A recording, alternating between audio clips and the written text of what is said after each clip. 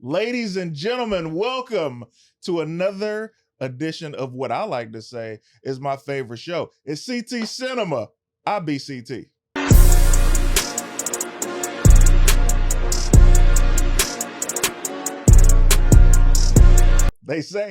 They say we want the long intro. I say, all right, I'm gonna shorten the intro. Now they saying it's too short. You're not about to get everything. That's hilarious. With that said, ladies and gentlemen, this is an extremely special episode. What shirt is this? This is from our paid sponsor of the week. This is from Tyler Chronicles, GED, get every dollar. Nice. Go to his page. I will actually at him in the description of this video so you guys can find it and check out all of his amazing merch. He has more than just these designs. To my left is my sidekick. This is the sidekick of all sidekicks, the greatest sidekick of all time. Ladies and gentlemen, Mayor Young. How are you, man? I'm good, man. Happy to be here. Happy to be back. We're going to have a great time today. That is a fact, man. 100%. That is a fact. Everybody in the chat, you already know what to do. The super chats are wide open. Put your super chat, get on the screen. Definitely support the show so we can pay these bills. These clips are not cheap. You understand me? Outside of that, it is time to welcome one of the people that is the funniest on the planet. She is an elite group. She is extremely creative. She is an actress. She's a producer. She's a writer. She is a mother and a wife. A good mother and a wife as well. She's a philanthropist. You're also, shall we say, well, I don't even know how you would categorize this, but you're in my wife's sorority as well. Period. You are a Delta, which are the greatest of the great. I'm glad you know. Yeah. Sometimes people get confused. Ladies and gentlemen, ThatchickAngel. Hey, welcome. Hey, I love the intro.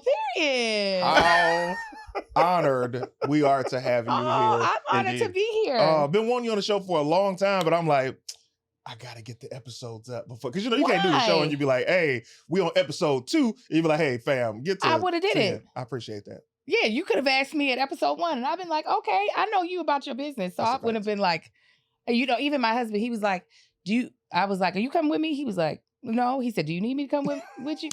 I was like, "No, I trust CT." I said, "And it's bright. I seen the show." It's bright. I said, "They ain't about to do nothing crazy up in the lights are on." It's bright. That's what I look at. If it's too dark, Yeah, I'm not coming. That man Yo. cave vibe. Yeah. I know. Turn the lights on. Where are your hands? I said, but it's bright where they shoot. So where are your hands? Very is true. Crazy. That is hilarious. Yo, I reached out, and so everybody should know, because I feel like we have to reiterate this every episode. When you're watching the show, these are not my favorite movies. Every guest that we have, we ask them what their favorite movies are, and going through that list, we pick one, we rewatch it on our own, and we talk about it loosely, beginning to end. And that movie that you chose is John Candy Delirious. Yes. I had never heard of this movie. Really? You'd never heard of it? And I love John Candy. I had never Yeah. seen it. I had never heard of it. And I was like, let me watch this. Tell us what the movie's about, brother. Okay. So, how far would you go to get the girl? If you're Jack Gable, you would fully embrace immersion into your own fictional world and write yourself as the hero for that woman that she can't resist. So 1991's Delirious plays with the tropes of soap operas, along with showing you why getting what you want may not always be what's best for you. Hey, man, I love it. I like what you're doing. Why would you ever need Chat GPT when you got Lawrence? That was the best breakdown of this movie I've ever heard. Oh, thank you so much, Angel. Don't tell him. He don't need to, you know what I mean?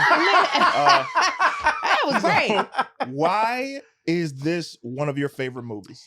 I remember seeing it when it came out, and there are moments in that movie that I still laugh at to this day. So I was 11 or 10 when this movie came out. This is 35 years ago. Yeah. There are certain things that just stick with me. Yeah. And I do love, I probably didn't know this when I was, the age that it came out. I love character-based comedies. I love when strong, ridiculous characters are like the center of what moves things forward. Yeah. And because of this fictional world, and because he's using all the archetypes of soap operas, and then and then like blowing them up even more, you get all of these ridiculous folk. And even though there's not a black person in this daggone There movie, is not. I except didn't for the even man notice who, this. but I didn't either when I was younger. The man Wow. choking towards the end, I think, was like the only black person in the movie. Still loved it. Angel, you just blew my mind. Yeah. There is not one black diverse in this movie. There's technically whatchamacallit, the writer's secretary. Yes. Yes. And the only reason I remember, and super small part, but I only remember because I was like, man, she actually really cute.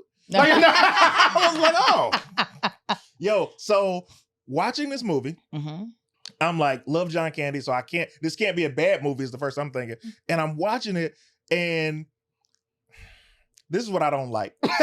You like, when you started off the way you did, I was like, okay, he hated it. No. I love the movie. This is what I mean about the story. John Candy is a large guy. Yes. And he's the writer. He's the writer on this super hit soap opera. Yeah. And while he's the writer, he's bumping heads with the producers because a girl that is the star of the show, Rachel, they want to get rid of her and give it to a developing new character since her contract is almost up. But John Candy is in love with the Rachel. In love. And as the writer, you think you really got a shot with this girl. Yeah. Right? Angel, I've been him. Oh, really, CT? I've been him. Oh, no. I was crushed. I'm like, this is a biography. A biography. Man. But was like your person playing you the way she was playing him? No, I would never be that dumb. Okay. Because it was like, looking at it, I'm like, bro, don't you see she only likes you because you can do something for her character and her career? Yeah. So what's even crazier is he was willing to stop at nothing. Yeah. He wasn't dirty macking because she was with the doctor. Right. Right. And then they broke up and he's like, oh, bet. All right, would you like to go away with me? And she was like, yes, let's go. I need to be around you. And he's like, great. Grabs her bags. They go to the car. The trunk hits him in the head. He faints. That's the first clue. Yeah. But then he's magically driving away because he saw her kiss him and they kind of reconnected. Yeah. So now they're driving away. And I mean, he's driving away and he gets hit by a truck off camera. Yeah. And you're like, oh, man. But he's already been knocked out and he's in the hospital, wakes up inside of the soap opera. Yes. Now I'm all in because I'm like, oh, Angel, this is a good choice. You took me on a journey. Right. And he's seeing his characters exist in real life, thinking that this is still scripted, but you get to see the town that you created. Right. How are you, because do you still watch soap operas? I don't. I did when I was younger. I definitely watched soap operas. I don't know why, but because there was nothing else to watch. What I'm talking about. Yeah, absolutely. That was all there was to watch at that time. Especially daytime, Yeah. And your grandma and your mama ain't letting you watch nothing else. Exactly. It's only one TV. And one TV in the whole house. You ain't got options. Right. Yeah. Absolutely. My mom, so we had the big TV downstairs in like the family area. I had a small little like color TV. And this is how I knew I was the favorite. Okay, then rich. I know. My older sister had the same size TV, but hers was black and white. Oh, scandalous. Got your sister watching stuff in sepia while you got full color. In sepia, not sepia. That's so rude. That's a fact. But so we in this movie now, and the soap opera elements are great because you got to remember these are the days of John Candy where did you see Nothing But Trouble? Yes. Oh, him and Chevy Chase. Yes. Tupac, Digital Underground were in it. This is John Candy's on a run. Right. So when I'm watching this movie, it's just like it makes me feel nostalgic. I'm feeling it and I'm following the story because now John Candy has this magical typewriter, right? That he discovers if he types anything in it, it begins to happen in the world. Yeah. This is too much power for anybody, especially when you're doing this in real life, but to manifest it, she turns this way and then this person goes off to Ohio and it's like, it happens. Right. It was like, oh, I'm really all in. Yeah. So tell me, number one, I know you have your favorite characters in this movie, but how is this rewatching this for you? Oh, it was great because one, I was watching it with my husband who also had never heard or seen the movie. Oh, He said, "How wow. have I never seen this?" I was like, the fact that it's one of my favorites, I can't believe you've never seen it. Mm. But I realized I hadn't turned it on in Yeah. forever. I was Yeah. like, "Oh, I'm gonna watch it for the podcast." Yeah. But to rewatch it, it just reminded me of how like there was something. The word isn't wholesome because there was some like sexual like tension and stuff. Oh yeah. But it was something about the simplicity of some of the jokes. Like once Yeah. you set up this world, there were certain things that were just so easy to hit. This man being like realizing, oh, they're about to kill off my love interest. Let me come in and save her. And being like this dashing man on a horse and being like, you dropped your hat. It's such the corniest thing, but so simple. I was like, sometimes that's the joke. It doesn't have to be as complex. Yeah. It's just the simple. Even the doctor laughing. He, like, why is that? Why is that so funny to me? Yeah. Just laughing at inappropriate or nonsensical moments. So for me, I think it was more so of that of like, I don't want to say they dummied down anything. It was just simple jokes. And everybody played the situation. They weren't playing the joke. Right. Like they were like, this is their reality. They're like, what are you talking about scripted? I'm really a doctor. Yes. And now when I'm seeing all of this happen, my favorite character that was developed because all the groundwork was done. So Janet was this actress who showed up before he took Rachel out and got knocked out by the trunk. But she's a sweet girl. She's like, I'm coming to read for this TV show. I really need a change. And he's like, you're not about to replace like the love of my life. No, let me go talk to the producers. And the producers did the thing that they always do. They try to oh no, we love you here. Right. You're amazing. We can never get rid of you. What are you talking Absolutely about? not. No, we just want to tell you there's so much love in this room. And what you created, we're gonna hold to that. Yeah. He leaves the room and they're like, what a schmuck. And it's Right. like, bro. Right. We had a super chat, throw it on the screen, good brother. Want to thank Keita Boo, 81, $5. Thank you, Keita. Says, watching soaps with my grandma all the time made me connect immediately. Delirious, and Soap Dish were the best soap opera themed movies. How about that? Dish, wow. Yes. Agreed. So, like in this movie, I see Janet is my favorite character. I knew that Really? off top. Who was yours? The favorite brother. Not Ty. Not Ty. No. Blake. I think it was Blake. He makes me laugh to the point of He was tears. hilarious. He is very funny. I cannot, like me and my best friend of 30 some odd years, we quote him till this day. Are you serious? Yes. That's hilarious. If we didn't, who did? And then he's looking at his eyebrow and his finger. Yes. Oh, he's falling apart. He's But it's the falling apart. best part of the movie to me. I Because watched it Rachel, you got to understand, Rachel, who is his sister Yes. in this movie, she's trying to kill him so she could be the one to take over the company. Right. Because we know Ty ain't getting no shot. No. Absolutely And not. Ty is getting ignored by the father. Everything he does, he's doing the right things. Right. And he's being ignored by his father and looked over. All the time. Ty was my second favorite. I love Blake. Love Blake. Ty was so great because he straight up, but daddy, I'm the one who did it. I want to do the work. And he's like, no, give it to Blake. Like it was so just casual, bro. Yeah. And he was so demented, especially with his obsession with his sister. Lust. Oh yes, so he weird. was just just straight up looking into her cleavage. Yeah. Through the flowers Yeah. at dinner. Yeah. Like he was so demented, which was just the perfect like splash of craziness to add on top of all these other people that had like clear. He definitely had a clear objective, which was to win his father's affection. But then you have all this little him falling in love with both of his sisters. I know, which is crazy. Crazy work. Wait, so did they ever tell us why he lost his eye?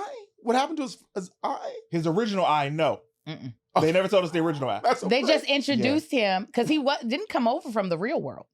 Right. They just introduced him driving a car, jumping out the car with an eye patch, which is just so soap opera. Yeah, They it's did true. not introduce him in the real world. Yeah. No. We didn't meet his real world counterpart. Yeah. We were introduced to him as the spy on Jack Gates and Janet and running into his dad and being like, I've got some news with an eye patch. And they were like, it's none of your business why he got this eye patch. It's none of your business. Just accept it. And that is soap operas. A lot of times they're like, you're just going to accept that we sewed that head back on. You know what I'm saying? Yes, were they decapitated 2 seasons ago, but we need them back. To your point, when you're looking at soap operas, this is a testament to soap operas. They never show you anything outside of these little quick sets. Right. Like it's a living room, a hospital, maybe they're at a restaurant. But what we're seeing when they're horseback riding and they're in this car, you don't see any of that stuff. You got to go with your imagination. Yeah. They're telling us anything. Yeah, when we went to the Maldives and we Right. they're never showing you the vacation. None. It's like that made me, honestly, watching this movie made me want to watch a soap opera now. Same. You know what I mean? Same. Because I don't know what made us like, because I feel like all of us was forced to watch them when we were younger, but then we kind of aged out of wanting to watch them. But it's not like they don't have like amazing, sometimes ridiculous plots. All of it is ridiculous. Yes. It's all very much so ridiculous, but still that's like entertaining. Like I mean, yes, sometimes it's great to have like a for real slice of life where everything feels very realistic. But other times it's just like, why not give me a heightened circumstance? Yeah. Like, why not? Who's the guy? Do you remember, before you say that, do you remember he just passed away? White guy, he played twins on a soap opera. It was a good twin and an evil twin. I know that plot, but to try to find that name somewhere. No, it's like he's the most famous one. Tell me in the chat. I know Victor you know what I'm talking about. No, I think it might have been Victor. But no, he didn't play a twin. He played 2 different characters. They were twins. One was this super rich evil guy, and the other was this like super nice. No, that all sounds real familiar. Yeah. I can't think of his name, but the actor who played that role died, I believe, last year. Yeah, but it was like, I remember watching this when I was little and seeing all these crazy, because now storylines are, well, I should say soap operas. Wrestling is a male soap opera. Yeah, absolutely. Also, when you look at stuff like, I like 90210 or the OC, like those are soap opera-esque. Yes. But traditional soap operas, Beyond the Gates is now something new that they have that Black people, which is beautiful. Yeah. I feel like drama-wise, you can tell that like Tyler Perry comes from a world of soap operas. Oh, yeah. Like, because a lot of his plots, not just in his television dramas, but even in his movies, they go to this extremely heightened place that is just, it makes you go, wait a minute. How is that happening? Yeah. But if we were to think of it in the context of a soap opera, it's like, okay, yeah, this could happen. Absolutely. I call his genre tie-fi, like sci-fi. Hey, yo. He's tie-fi. Tie-fi is not bad. That is like, it's Tyler fiction. You have to make sure you go right past what we consider reality. And then you end up, and that's not even shade. It's just he heightens things to a place where it's just like. You better register that immediately. Tie-fi? Sci-fi. That's his genre. Fire. Thanks. That is fire. Because here's the thing. I'll tell you what. Me and Tandra are watching we watched Divorce in Black. That was the movie. The TV show is Beauty in Black. Yes. On Netflix. Yeah. Yo, this brother, say what you want. This brother's making some hits. Yeah. Some of this stuff is so like, wait a minute, hold on a second. And then, but this person is so entertaining. And he knows his audience. Yes, very well. Knows his very audience. well. I get in because I'm like, hey man, you get a pass when you watch it with your girl. Even if it's my idea that we should watch it. You want to watch it? I'll watch it with you. I ain't gonna watch it. No, let's watch it. Watch an episode or two. Let's She watch falling asleep. I'm like, I'm gonna keep watching because you sleep. I gotta tell you what happened. I'll tell you what happened. Yeah. Anyway. Yeah. Who was your favorite character in the movie? Oh, it's definitely Janet. Really? And for a weird reason though too. It's like, because Janet and I happen to feel the same way about ants. Oh, you you love have a ants? love? I do. It's my favorite animal. What? I know, it's weird. And it was so funny because I was in here like, she was speaking about it in the movie, and I was like, I feel exactly the same way. And I didn't remember that, I didn't remember that from this movie. Like, I've seen it before, but I was just like, wow, that is so wild that somebody just decided to articulate that, and it wasn't me. No, but yeah. Wow. I know it's weird. That's weird. Okay. I'm not a regular person. Oh, I know I that. know.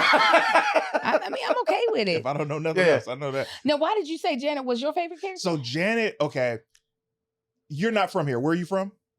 Born in Baltimore, raised in Kentucky. Baltimore, shorty. So me being from Detroit and coming out to LA, I know you can identify with Janet because we all yes. had that dream. 100%. And you come out here and you just wide-eyed and bushy-tailed and you're just like, where's the opportunity? And you run into people that teach you the politics of this city instead of it just being about your talent. Yeah. And I saw her dealing with that and I saw her hold on to her light throughout the movie. And that was so beautiful to me because I can't stand to see people come out here and they get darker. Yeah. You know what I mean? Yeah. So Janet represented not only they forced the love thing. Let's be honest. 100%. They forced that. It wasn't no chemistry. But they wasn't no chemistry with her and John Candy whatsoever. But they kept her light. And he was even looking like, wow, right. You're really sweet. Like it was almost as if he realized the error of his ways and was like, I'm chasing this girl that don't care about me unless I'm doing something for her. Right. And here you are that's just trying to cook for me and be there for me and just hang out and you want me to look after your father's formula. Yeah. And it was like, I like that. So to see that, I was like, I love that character. So in order, it's Janet, Ty, and then I gotta say the doctor. He was great. He was great. He was great. I loved how he leaned into the soap opera speaking pattern. Yeah. Oh yeah. $500,000. Yeah. I was like, yes. Yeah. So simple, but good, but so Yeah. funny. He was great. There was this earnestness about him of like, I don't want to do what I'm doing, but I have to do it because I love this woman. Yeah. And then for some reason, I can't tell her no. I can't tell her no. Even when he was trying to kill himself. Yeah. Yeah. And he got mad at the monster that he created. He was like, watch out, you could have killed me. I was like, oh, so side note, what I didn't realize before is that basically the formula that they were trying to keep like sacred is just GLP-1 is what it was Ozempic. It was Ozempic. Like, I did not realize until I watched this time. He was like, you can eat sugar and it takes away the calories and all this stuff. I was like, Ozempic. We Govi, what is this? But the doctor is probably my number 2 favorite. Yeah, he was hilarious. The greatness of that role too is the fact that, you know, the like the character, like Jack says, the guy's not a great actor. Yeah. And even when they transition into the reality of the soap opera, like, you know, it's like he's still not a good actor in that, but he has to act as like the real life version of this character, or a person that's not acting but still act poorly, which is amazing. Yeah, it's great. It's really everybody was like, the casting of this movie, perfection, so perfect. And it's like, it makes me think to ask, let's say you were to do this movie now. Oh Jesus. Yeah. Who would you cast? So it can be anybody. It's not just black people. You could do whoever you want.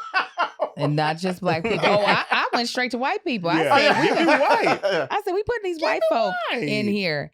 I would put, even though he doesn't usually play the straight man, but I still think it would be great to have Will Ferrell as the father. Oh, that would be amazing. Yeah, I would love him as the dad. Who would be the woman that y'all, Janet? That's a good question. It's gotta be like sweet American pie. I got you. Who? Kimmy Schmidt. Oh, that's nice. Kimmy Yeah, Schmidt. She'd be great. Perfect. Ellie Kemper, I believe. Ellie Kemper. Yeah. Yep, that's a good one. Yeah. Who is my favorite character? The person falling apart. The problem is I'm trying to. Because he is. He fell apart. I'm trying to think. Because Rachel's trying to poison him. If you guys have not seen that part, his own sister is trying to poison him, so his body is literally decomposing as the movie goes on. I mean, disgustingly so. I'm trying to think of somebody in that age range right now. Because you know he's still around. He not dead. No, oh my God! Wow. I just assumed everybody had went on to be. Once John left, I said, ain't nobody made it. That's a good point. Oh, no. The dad in the movie, definitely gone. Oh yeah. John Candy is no longer with us, and I believe that's it. Everybody else is still here. Well, praise the Lord. I did not expect that. I was like, they done all went on. They went on to be with him. I'm trying to think, who are these white men out here that's that age? Because all the white dudes I'm thinking of are like headed towards 50, and I need somebody like in their 30s. I'll give you somebody that I will replace John Candy with. Who? Jack Black. Yes. Oh. I can see Jack Black doing Abso-freaking-lutely. You would think I would say Seth Rogen, but no. Jack Black. Jack Black, first of all, he's on a historic run right now. Absolutely. Super Mario Brothers. Yeah. What was the building blocks movie? Minecraft. Yeah. He just did the Anaconda joint. He got Jumanji 3 coming. Like he's on a run. Yeah. So definitely Jack Black for me. Who would you give the character for John Candy? Well, I mean, who would you have for John Candy's role? Oh, I agree with you I for love Jack it. Black. Yeah. No, that's the perfect casting. Yeah. Absolutely. And I would love to see Jack Black in Jack Black is usually a bit more of a firecracker in all of his movies. So it would be nice to see him having to play the more docile before being able to be this real confident, just do anything. Because I feel like he's never unsure of himself in any movie, for real. Like not even, he was a little bit in Nacho Libre. Yeah, a little. Yeah. But I think it would be fun to see him in something like this. He's also, we're going to get to the super chat. Okay. He also is a great dramatic actor. Oh, yeah. One of the first movies that I saw him in was one of my early favorites, which is Enemy of the State. Oh, yeah. And I was like, yeah, Jack Black was in it? Yeah. Incredible. Yeah. Throw it on the screen, good brother. Sweet Studio, $50. Hey, Sweet. Thank you so much. She says, I just got here. Then I'm like, it's Angel. So I'm explaining this to you, Angel. When someone donates a super chat that's $50 or more, our special guest gives a thank you speech in the style of the award show that the super chatter chooses. So BET. She chose a BET style thank you speech. So you just got the award for the super chat. Take it away. What up, what up, what up, what up? So glad to be here. I want to give an honor to my Lord and Savior, Jesus Christ. I just love doing what I do. I do it for my people. I love you too. I love you too. And y'all been rocking with me since the beginning, and here's to a couple more bangers. Yay! Incredible. That's great. Yo, when I tell you, they always say, I love you. Because somebody's still yelling in the audience, we love you too! I love you too. The greatest, you know what? I can't even say the greatest. Two moments that always stick out to me as far as like BET Awards history. When Michael Jackson was there. Oh, yeah. And when Whitney Houston came out dancing. I was there when Whitney Houston came you serious? Out You yes, were there? I was. I was there in the balcony seats, in the mezzanine. Wow. What did this feel like?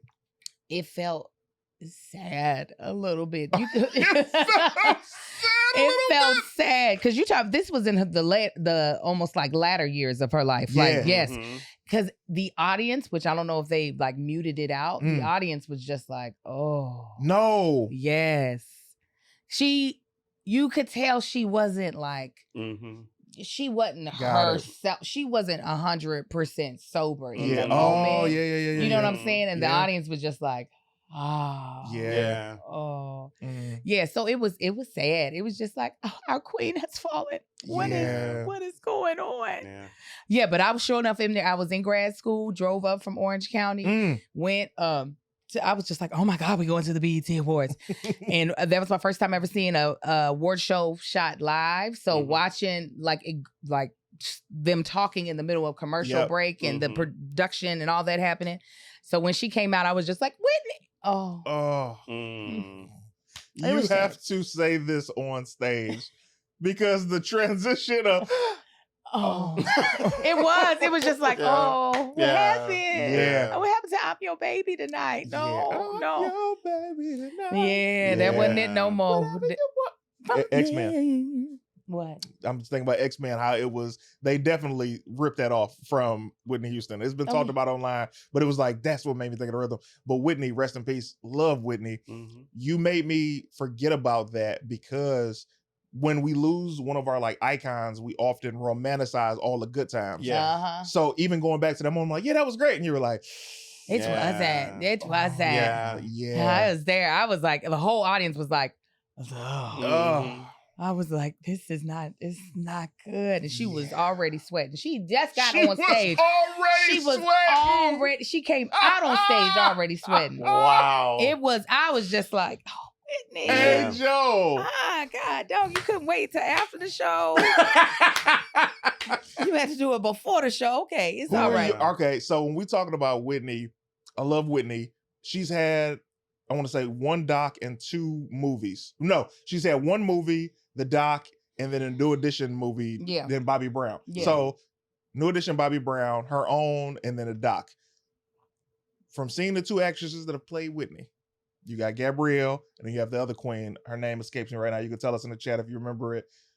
Which was your favorite depiction of Whitney Houston? Gabrielle Dennis. There we go. I 100%. knew we were talking about the same Gabrielle thing. Dennis. And what was beautiful is that when I worked with Gabrielle, we've been friends for a long Love time. her, friend of the show. And me and her worked on a Black Lady sketch show the last season Yes. together. And what was great is that on the first day that we started on season 4 shooting, me and her were in a scene with Deborah Wilson from Mad TV. Wow. Who also made an iconic Yes. version of Whitney Houston On Mad TV. on Mad TV. And they didn't realize the connection. And finally, after we finished shooting, I was just like, I just want y'all to know you all are my favorite Whitney Houston. and Deborah was like, you did Whitney? And she was like, I did. And then they started doing Whitney to each other. Are you serious? That's amazing. It was such an iconic moment. I was just like, keep on. I love all of it.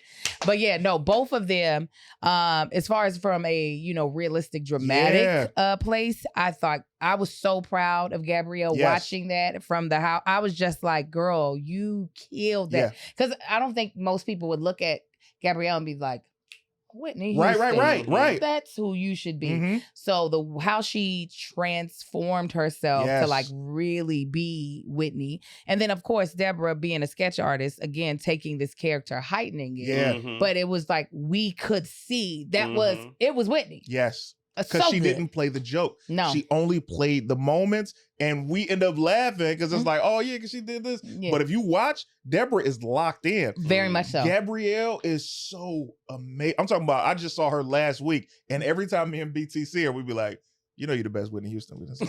I mean, She's like, oh, clear as day. Stop. And it's like, she's so great. And what I don't enjoy is that when we get these award shows, especially like BET, we very rarely celebrate Black people on shows that aren't mainstream. Of course, yeah. We only do this person's on ABC and NBC, let's give them this award, as opposed to something on OWN or something on Hulu or something on HBO. Like, we're just doing the super mass. And let me do it.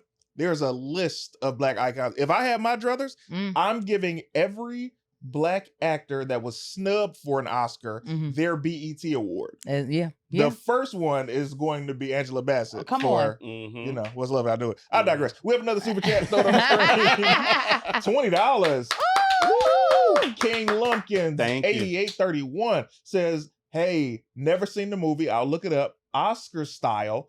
Thank you, but thank me as if I was your husband who gave you your start and motivation to win the award. So here's the thing. It's $50 or more when we get the thank you speech. So if you throw another 30 on there, you got it. You got it. You got it. And I'll be ready. But you got to, but They're rules. there are rules for a reason to stop the flow of the show. But back to Delirious. So Delirious, I love John Candy. Yeah. John Candy, it's hard to say taken too soon because it's like, what would he have been now? You know what I mean? Yeah, I do know what you mean. Like, it's tough. Yeah, it's like him or John Ritter. We got a long run from, though we lost him. But it's like John Ritter was one of the GOATs as well. John Candy, Chris Farley. Yeah, it's like, would they have been able to transition to becoming an Adam Sandler? How Adam Sandler is still in his prime, still rocking. Could we have seen that? I think John Candy would have moved into television, and I think he would have had a beautiful beautiful life on the small screen. I Okay. mean, while obviously all through my youth he was a movie star. Yeah. Mhm. But I do believe, especially once we came out of multicam Right. and went into single cam, I think he could have, like, I could have definitely seen him, as much as I love the guy from Married with Children. Oh, Ed O'Neill. Yeah, Yes, I could have seen not John Candy as that role, but Mhm. I could have seen John Candy in something like A Modern Family. Word. You know what Oh, I'm yeah. saying? Yeah. Definitely could have seen him in some sort of funny multicam, not multicam, excuse me, single cam that has a nice solid cast where he still gets to be elevated as the icon that he is, because that's what it felt like to me in Modern Family. Yeah. Even though the cast was huge, Ed still felt like this is the television icon that we have Yeah. on this show, and they Right. used him in that way. So I feel like he could have.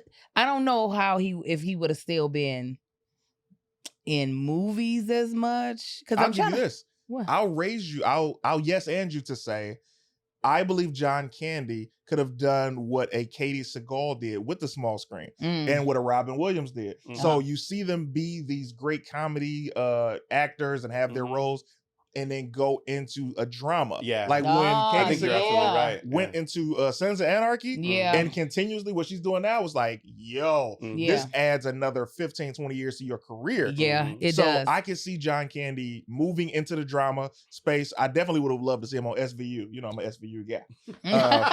Love SVU. That Love is SVU. all I watched when I was pregnant with my Really? first son. Really? Dum, dum. I'm telling you, I would be up until 4 a.m. Yeah. watching why this person get murdered, trying to solve it before the first commercial break. Yeah. I'll tell you what I do, and I haven't been right yet. I'll watch, and I'm like, see, they always going to the first guy trying to arrest him. It's not the first guy. It's the dude that said, oh yeah, let me take you to him. It's that guy. Yeah. Mhm. And then when they talk to him, I'm like, all right, and I put the cuffs on him. And they be like, no, it's not him. I'm like, oh, well. I was close. I thought That's it was, hilarious. I thought it was my man. My formula ain't working. It It's ain't not working working. anymore. I love SVU. I love SVU.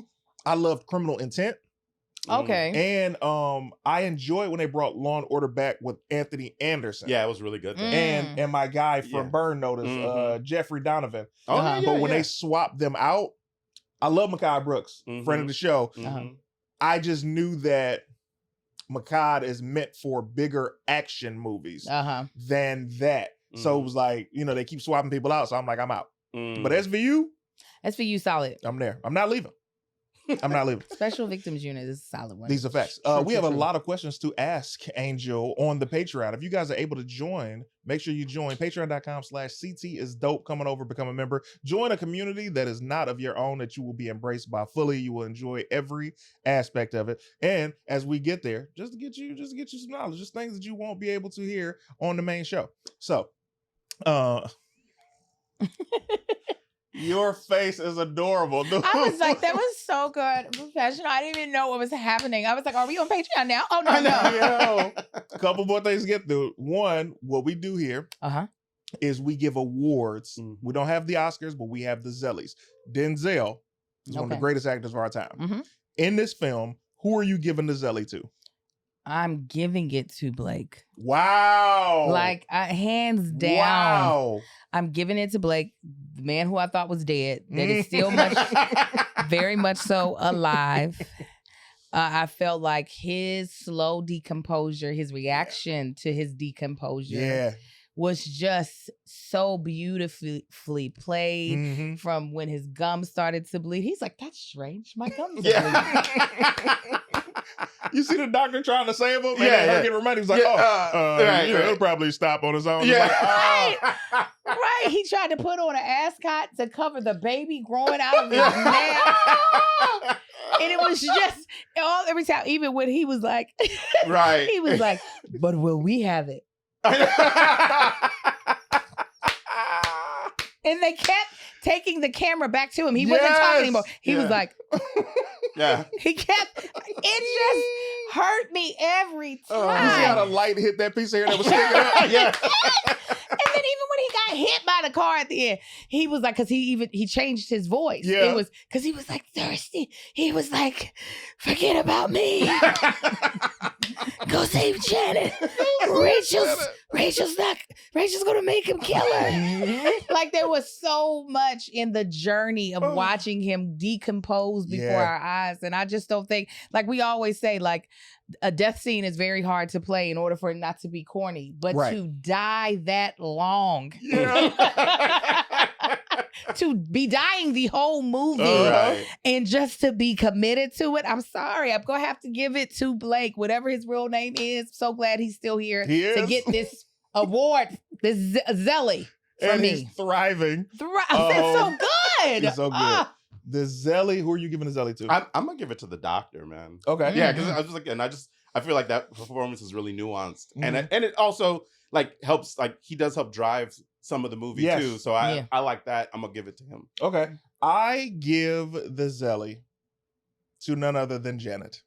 If it was not for Janet, before he went into soap opera world, he wouldn't have had this conscience in it. So you see her in the very beginning and coming in, which sets this entire thing in motion.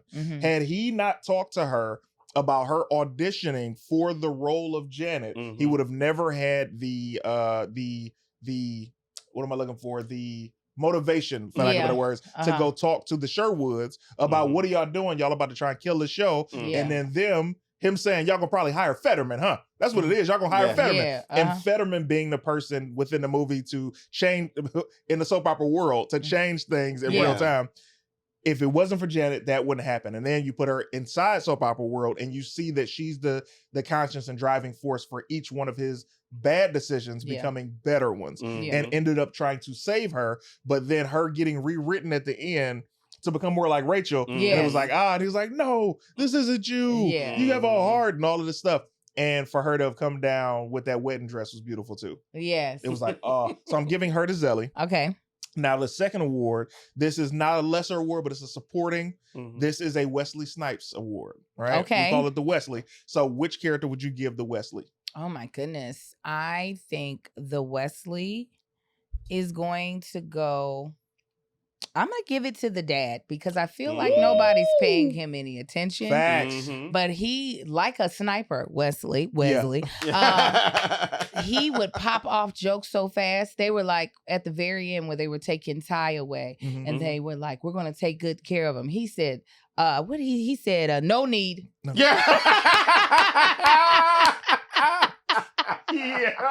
No need. And then it was like, I'll come to the hospital later. The cable guy just got here. Like it would just. My favorite moment of the movie. Was it? Listen to me, because it paid off from the very first scene. Right. John Candy is waiting. For the TV repairman. And he's like, I got the black bar on 6 and 7. Help me. He's like, give me $50. I'll give you the whole package. And he was like, nah, I can't. Nah, I can't do it. And then to fast forward that to the very end when it gets written into soap opera world. And for the dad to say, we got to get to the hospital so I can take care of my now newly found out daughter. Right. Just for the cable guy to be there and then be like, y'all go ahead, man. I gotta that and him playing the moment as opposed to the joke. Favorite moment of the movie because it paid off. Good. So I agree with you on giving him the Wesley. Now my favorite part of the episode, the villain of the movie. Who do you feel is the villain of Delirious? I definitely think that it is Rachel. She is the villain. I'm trying to think, is there anybody that I'm missing besides maybe the producers? But truly, it was Rachel. Because something I want to correct, in the beginning, when he's in the real world, he didn't offer her to come on the trip. She asked him. You're right. She sent him on this little wild goose chase of, I'm going to give you just a little bit to satisfy you, even though I'm just going to dump you on the side of the street. Very true. And only... like basically having him chase this carrot all this time made him a worse writer. Yes. So this is good. So his purpose wasn't even being able to fully be realized because he's busy trying to make her happy. Appease her to get something he was never going to get.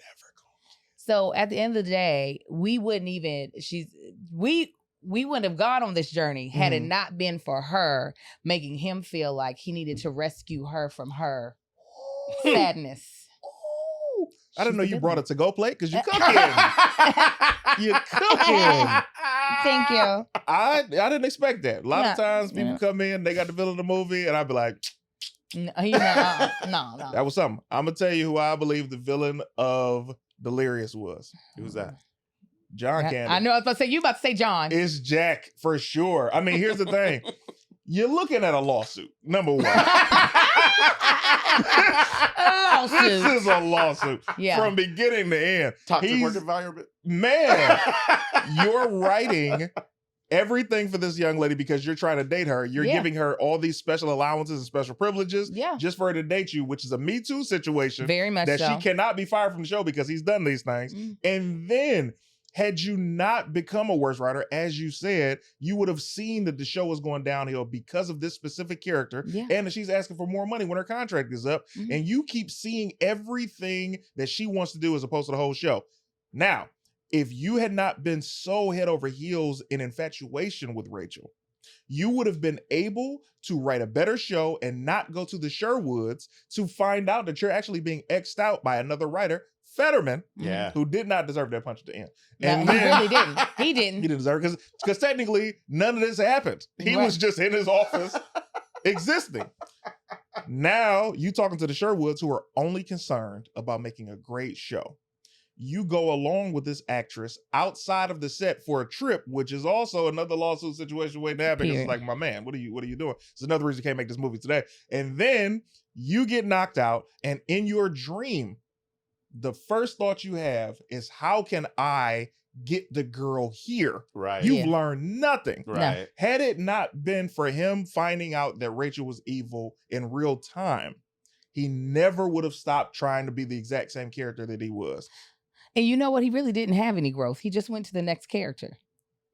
To be very honest, he's one of them men. He is a Me Tooer. He was like, since you don't want to give it to me, let me hire this chick. She gonna be grateful. Yeah, give her some more ants, and she gonna get everything. She gonna give me that grateful booty. That grateful booty. That grateful. That's what he was trying to get, and he got it at the end. These are facts. She's carrying balloons because you got her a job. Come on. Yeah. I appreciate you. You understand what I'm saying? That's all you need is one to agree. You understand? 1991 is still the 80s. You know? Touche. So, you know. Yeah. Touche. We have a super chat thrown on the screen. Hey, King Lumpkin. 88.30. With the other $30. They're like, $50. You gonna give me the speech. You gonna give me the speech. Oh my God. This is $70. Oscar style speech with a Jamaican accent. Oh my goodness. That's crazy. And this is the one that also wanted it from as if I was their spouse. Right. That was grateful. Yes, put that up again so we can be refreshed, please. Jamaican is not one of my good accents, that so I don't. It's gonna be real bad. So sorry. Yeah, so do the speech, Jamaican accent, Oscars, and thank him as if he was your husband who gave you your start and motivation to win the award. Oh my God. Oh my God. I cannot believe it. I cannot believe it. Oh my goodness.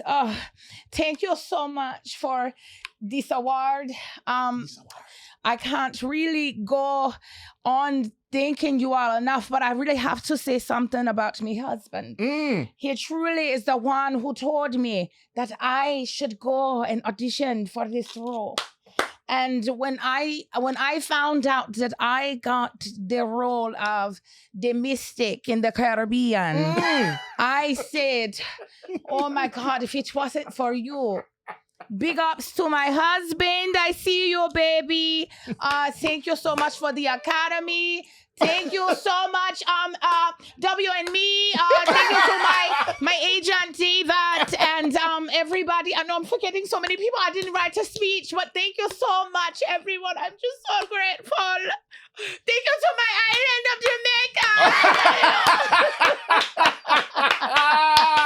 Jamaica. Angel. Hey. I'm not lying to you. The greatest award speech we've ever had on the show. That was amazing. Wow. And the accent was fire. Oh, well, thank you. Thank you. You gotta listen to the words in between the yo. That Pure was foolishness. incredible. Well, thank you for the challenge. That was a good time. I was like, oh, Jamaican, the one that I tear up terribly.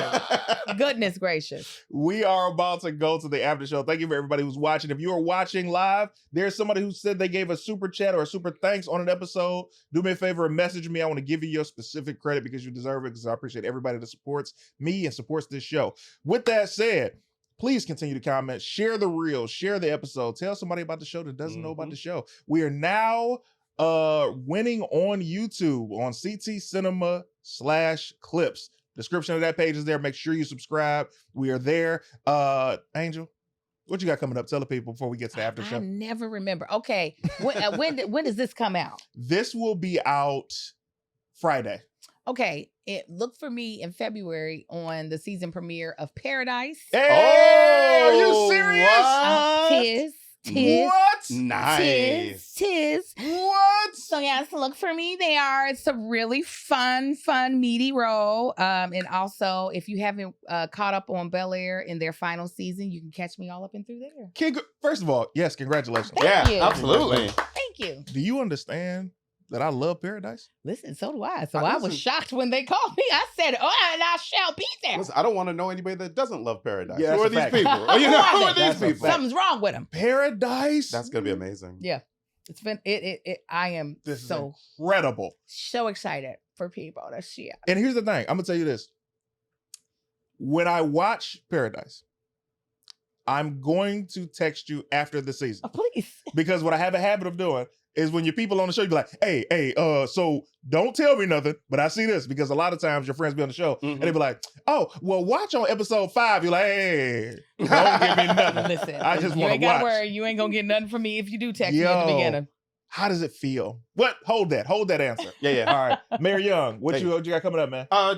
Just follow me on social media at Mayor Young. If you want to go ahead and watch me and some of my other friends talk about comic books, go to fantasticforum.live Wednesday night, 6:30 p.m. Pacific. Love it, man.